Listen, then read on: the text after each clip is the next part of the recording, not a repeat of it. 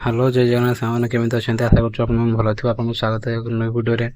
ଆଉ ଆଜି ରବିବାର ଥିଲା, ଯେମିତି ସକାଳୁ ଉଠିଲେ ଏତେ ଜୋରସେ ବର୍ଷା ହେଲା ଯେ ବାହାରକୁ ଯାଇ ହେବନି। ଆଉ ବାହାରକୁ ଯାଇ ହେବନି ତ ଜଳଖିଆ କିଛି କିଣିକିନା ଖାଇ ହେବନି। ସେଥିପାଇଁ କ'ଣ ଖାଇବା ଭାବିଲି, ଆଉ ଘରେ ଦୁଇଟା ମ୍ୟାଗି ପଡ଼ିଥିଲା, ଯେ ବହୁତ ମାନେ 4-5 ଦିନ ପୂର୍ବରୁ ଅଣା ହେଇଥିଲା।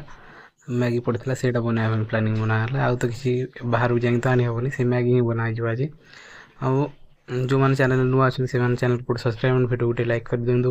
ଆଉ କମେଣ୍ଟରେ ଜଣାନ୍ତୁ ଆପଣମାନଙ୍କୁ ଭିଡ଼ିଓ କେମିତି ଲାଗୁଛି। ଯଦି କିଛି ନ୍ୟୁ ଟପିକ୍ ଉପରେ ଭିଡ଼ିଓ ବନାଇବା ପାଇଁ ଚାହୁଁଛନ୍ତି ତ କମେଣ୍ଟ କରିପାରନ୍ତି, ମୁଁ ସେଇ ଟପିକ୍ ଉପରେ ଭିଡ଼ିଓ ଆଣିବି। ଆଉ ଏଇଠି ଟମାଟର ପିଆଜ କଟା ଚାଲିଛି। ଟମାଟର ତ କଟା ସରିଯାଇଛି, ବାସ୍ ପିଆଜ କଟା ହେଉଛି। ପିଆଜ କଟା ହେଇଗଲା ପରେ ମ୍ୟାଗି ବନେଇବା ଷ୍ଟାର୍ଟ କରାହେବ। ପ୍ୟାକେଟ୍ରେ ଲେଖା ହେଇଛି 2 ମିନିଟ୍ରେ ବନିଯିବ। ଏପଟେ 10-15 ମିନିଟ୍ ନେବ ବନେଇବା ପାଇଁ। ସେଇ ପ୍ୟାକେଟ୍ରେ ଯେଉଁଟା ଲେଖା ହେଇଛି ସେଇଟା ମାନେ ଦେଖିକିନା ବନେଇଲେ 2 ମିନିଟ୍ ତ କେବେ ହିଁ ବନିବନି। ଯଦି ବାସ୍ ଗରମ ପାଣିରେ ପକେଇକିନା ସେମିତି ହିଁ କାଢ଼ି ନେବ ତ 2 ମିନିଟ୍ରେ ହେଇଯିବ। ତେଲ ପକାଇ ଦେଇଛି, ତେଲ ଟିକେ ଗରମ ହେଇଯାଇଛି, ତା ଦେହରେ ଟିକେ ଫୁଟଣ ପକା ହେଇଛି, ଆଉ ଶୁଖିଲା ଲଙ୍କା କିଛି ପକା ହେଉଛି। ଶୁଖିଲା ଲଙ୍କା କିଛି ପକାଇ ସାରିଲା ପରେ ପିଆଜ ଟିକେ କଡ଼ି ପତ୍ତା ପକାଇକିନା ପିଆଜ ପକାଇ ନେବା। ଆଉ ଠିକ୍ ଅଛି, ଶୁଖିଲା ଲଙ୍କା ପକାଇଛି, ଟିକେ କଡ଼ି ପତ୍ତା ପକାଯାଇଛି। ଏବେ ଟିକେ ସମୟ ଛାଡ଼ିଲା ପରେ ପିଆଜଟା ପକାଇଯିବ। ତାପରେ ପିଆଜଟା ପକାଇଗଲା, ପିଆଜଟା ଟିକେ ବ୍ରାଉନ୍ କଲର୍ ହେବା ପର୍ଯ୍ୟନ୍ତ ଫ୍ରାଏ କରିବେ। ଯେମିତି ବ୍ରାଉନ୍ କଲର୍ ହେବ ତାପରେ ଟମାଟର ପକାଇଦେବା। ଆଉ କିଛି ବେଶୀ କିଛି ପରିବା ପକାଯିବନି, କାହିଁକିନା ସେସବୁ ପକାଇଲେ ବହୁତ ଟାଇମ୍ ଲାଗବ। ବଟ୍ ଆମ ପାଖରେ ଟାଇମ୍ ନାହିଁ ଏଇଟା, ସେଥିପାଇଁ ଶୀଘ୍ର କେମିତି ବନେଇକିନା ଖାଇନେବା। ଆଉ ପିଆଜଟା ଟିକେ ଜାରି ହେଉଛି, ସେ ପର୍ଯ୍ୟନ୍ତ ଭିଡ଼ିଓ ଆପଣ ଏନ୍ଜୟ କରନ୍ତୁ।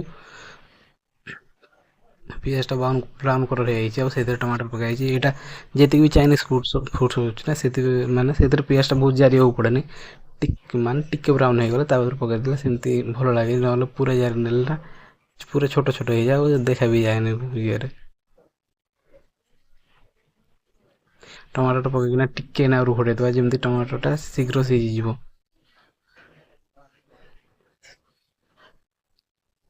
ଟମାଟୋଟା ଆମର ସିଝିଯାଇଛି, ଟିକେ ହାଲକା ପାଣି ଦେଇକିନା ଆଉ ନୁଡ଼ଲ୍ସ ପକାଇ ନେବା। ହାଲକା ପାଣି ଦେଇକିନା ନୁଡ଼ଲ୍ସ ପକାଇଲେ, ଯଦି ଗରମ ପାଣି ଆଗରୁ ପକାଇ ନେବେ ତ ଠିକ୍ ଅଛି। ଯଦି ନ ପକାଇବେ ଏମିତି ଟିକେ ହାଲକା ପାଣି ଦେଇକିନା ସେମିତି ହିଁ ପକାଇ ନେଲେ ନୁଡ଼ଲ୍ସ ପୁରା ଲମ୍ବା ଲମ୍ବା ହେଇକିନା ଆସିବ। ଯେମିତି ଭାଙ୍ଗିକିନା ଛୋଟ ଛୋଟ ହେଇଯାଏ ନା, ସେମିତି ହେବନି, ପୁରା ଲମ୍ବା ଲମ୍ବା ହେଇକିନା ହିଁ ଆସିବ।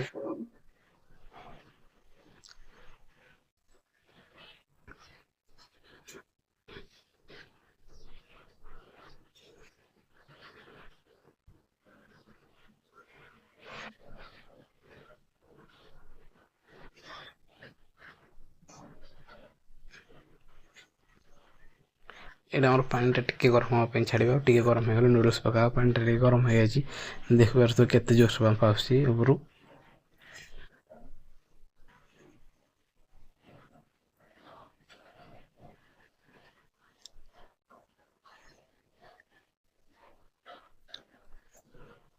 ନୁଡ଼ଲ୍ସ ଚିରିକି ପକାଇଲା ପରେ ଟିକେ ସମୟ ଛାଡ଼ିକିନା ନୁଡ଼ଲ୍ସ ମସଲା ଆଉ ସୋୟା ସକ୍ସ, ଟମାଟୋ ସକ୍ସ ପକାଇକିନା ଟିକେ ସମୟ ଫ୍ରାଏ କଲା ପରେ ଅଟୋମେଟିକ୍ନା ପାଣି ସବୁ ମରିଯିବ। ଆଉ ପାଣି ମରିଗଲା ପରେ ଆମ ମ୍ୟାଗି ପ୍ରସ୍ତୁତ ହେଇଯିବ। ଆଉ ଟିକେ ସମୟ ତାକୁ ମ୍ୟାଗି ପକାଇ ହେଇଗଲା, ଟିକେ ସମୟ ତାକୁ ମିକ୍ସ କରିକିନା ଛାଡ଼ିଦେବା। ଆଉ ହେଇସାରିଲା ପରେ ଆପଣଙ୍କୁ ଦେଖାଉଛି କେମିତି ଟାଇପ୍ର ବନିଛି, ଆଉ କେମିତି ଟାଇପ୍ର କଲର୍ ଆସିଲା। ବଟ୍ ତ ଦେଖାହେଉଛି ଏମିତି, ବଟ୍ ଭଲ ବନିଥିଲା, ଟେଷ୍ଟ ବି ଭଲ ଆସିଛି। ଦୁଇଟା ମ୍ୟାଗି ମସଲା ବି ପକାଇ ନେବା। ଆଉ ମ୍ୟାଗି ମସଲା ପକାଇକିନା ଟିକେ ସମୟ ଛାଡ଼ିଦେବା ମିକ୍ସ କରିକିନା। ସୋୟା ସକ୍ସ ଟିକେ, ଟମାଟୋ ସକ୍ସ ଟିକେ ପକାଇକିନା ପକାଇ ପାରିବେ। ପକାଇଲେ ଭଲ ଟେଷ୍ଟ ଆସିବ। ବଟ୍ ନ ପକାଇଲେ ବି ଚଳିବ, ବଟ୍ ପକାଇ ପାରିବେ ଆପଣ, ପକାଇଲେ ଭଲ ଟେଷ୍ଟ ଆସିବ।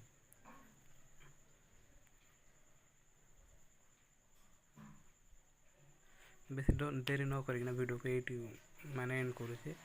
ଆଉ ଯେଉଁମାନେ ଚ୍ୟାନେଲ୍ ନୂଆ ଅଛନ୍ତି ସେମାନେ ଚ୍ୟାନେଲ୍କୁ ସବସ୍କ୍ରାଇବ୍, ଭିଡ଼ିଓ ଗୋଟେ ଲାଇକ୍ କରିନେବେ। ଆଉ ନେକ୍ସଟ ଭିଡ଼ିଓ କେଉଁ ଟପିକ୍ ଉପରେ ବନେଇବି କମେଣ୍ଟରେ ନିହାତି ଜଣାଇବେ। ଆଉ ଯଦି ମୋ ଭିଡ଼ିଓ ଟିକେ ପସନ୍ଦ ଆସିଥିବ ସେ ଭିଡ଼ିଓକୁ ଲାଇକ୍ ଆଣ୍ଡ ଆପଣ ସାଙ୍ଗମାନଙ୍କୁ ଟିକେ ସେୟାର କରିନେବେ, ଯେମିତି ଶୀଘ୍ର ଗ୍ରୋ ହୋଇପାରିବ ଚ୍ୟାନେଲ୍ଟା। ଆଉ ଆଜି ପାଇଁ ରହୁଛି ଏତିକି।